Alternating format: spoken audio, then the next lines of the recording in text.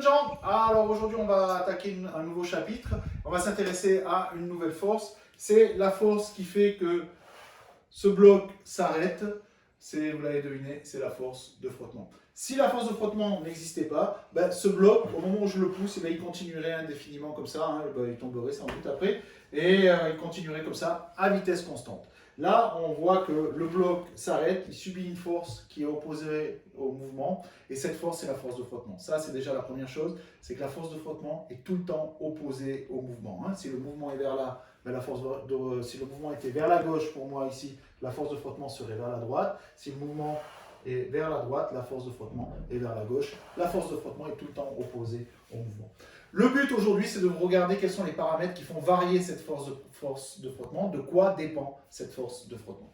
Alors pour cela, là, je dispose d'un bloc avec plusieurs surfaces. Là, on a de la moquette, puis il y a un bloc en bois. Et puis là, j'ai un dynamomètre et on va essayer de mesurer cette force de frottement. Actuellement, le bloc est immobile. Et puis, j'exerce une force ici à l'aide de ce dynamomètre que j'ai d'abord étalonné à 0. Par exemple, là, j'ai une force de 1 Newton et le bloc ne bouge pas. Ça veut dire que dans l'autre sens, exactement dans l'autre sens, la force de frottement vaut 1 Newton. Je tire avec 1,5 Newton, le bloc ne bouge pas, c'est que la force de frottement est vers l'arrière comme ça et elle vaut 1,5 Newton. Cette force de frottement est la force de frottement statique. Elle vaut 1,5, c'est une force de réaction. Pourquoi une force de réaction? C'est qu'elle s'adapte aux forces que subit le bloc. Hein. C'est une réaction aux autres forces. Et puis au bout d'un moment, ben, le bloc, là j'arrive à peu près à 2 newtons, toujours immobile. Et puis 2,5, oh là, et puis là, la force de frottement, ben, la force de frottement, en tout cas, le bloc se met en mouvement. Et puis on a une force de frottement ici qui vaut à peu près 1,5 newton. On refait l'expérience. Donc je tire, hop, et à peu près 1,7, 1,8. Le bloc se met en mouvement. Et on a une force de frottement qui vaut 1,6 Newton. Si vous avez bien fait attention, au départ, la force de frottement quand le bloc est immobile, elle est plus grande que quand la force de frottement quand le bloc est en mouvement. Il y a une force de frottement statique maximale qui vaut à peu près 2 newtons, on va en dire un peu plus, 2 newtons. Et après, on a une force de frottement dynamique qui, là, quand le corps est en mouvement, ne vaut que plus que 1,5 newton. En fonction de quoi varie cette force? Ben, regardez, là j'ai un bloc, je rajoute un deuxième bloc par-dessus, et bien il faut une force beaucoup plus grande pour pouvoir mettre ce corps en mouvement, plus de 3 newtons pour pouvoir mettre ce corps en mouvement.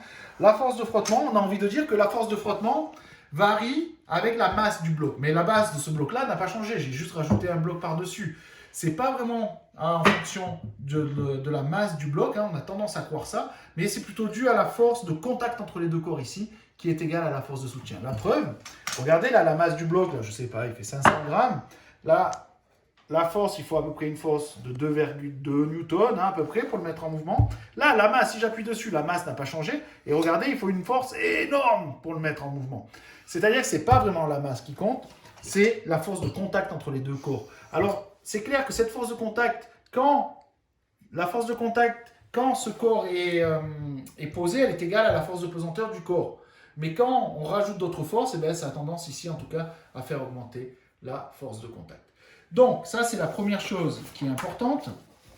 La première chose qui est importante, c'est que la force de frottement, elle est opposée au mouvement, et puis elle est proportionnelle, ce symbole-là veut dire proportionnel, elle est proportionnelle à la force de soutien. Je n'ai pas dessiné la force de pesanteur ici. Et ça, c'est vrai aussi si le plan est incliné. On a une force de soutien, d'ailleurs, qui sera inférieure sans doute au cas qu'il y avait tout à l'heure. Si on a un plan incliné, il faut garder la force de soutien. Et la force de frottement est proportionnelle aussi à cette force de soutien. Alors, comme vous l'avez vu pendant les expériences, on différencie deux cas.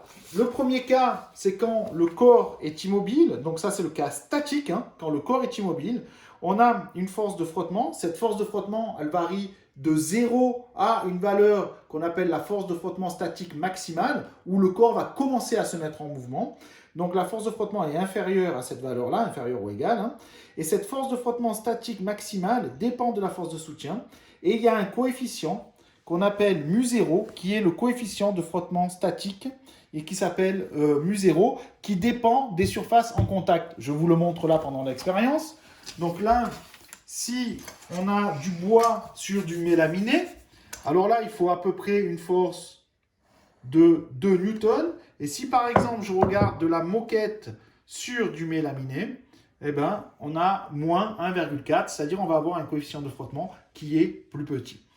Ensuite, pour les forces dans le cas dynamique, c'est-à-dire quand on est en mouvement, là on a un coefficient de frottement qu'on appelle le coefficient de frottement dynamique qui s'appelle mu, et la force de frottement est égale à mu fois la force de soutien.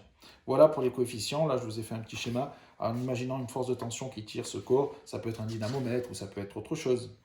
Généralement, mu est plus petit que mu0. Mu0 est plus grand. Il faut plus de force pour mettre en mouvement un corps que pour garder la vitesse constante. Par exemple, alors si on avait un contact bois sur fonte, on a un mu qui vaut 0,5 et un mu0 qui vaut 0,6. Des pneus sur route sèche, on a un mu qui vaut 0,6 et mu0 qui vaut 0,8. Donc généralement, le coefficient de frottement statique est supérieur au coefficient de frottement dynamique. C'est ce qui explique que vous, quand vous freinez, vous n'avez pas intérêt à partir en dérapage, parce que si vous partez en dérapage, alors vous n'êtes plus dans le cas où le pneu est immobile par rapport à la route, vous êtes là, et ben ça veut dire que vous frottez moins avec la route, et par exemple pour les distances de freinage, ça va faire augmenter les distances de freinage.